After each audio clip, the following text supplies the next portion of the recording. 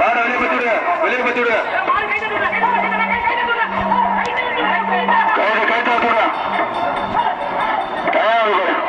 மாட்டை வெளியேற்றுங்க, மாட்டை வெளியேற்றுங்க.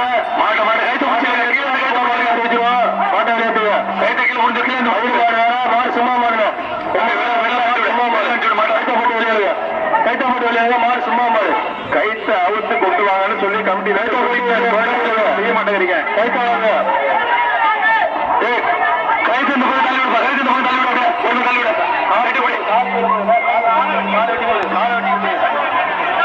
அந்த கைத்த அழுத்து பாப்பா.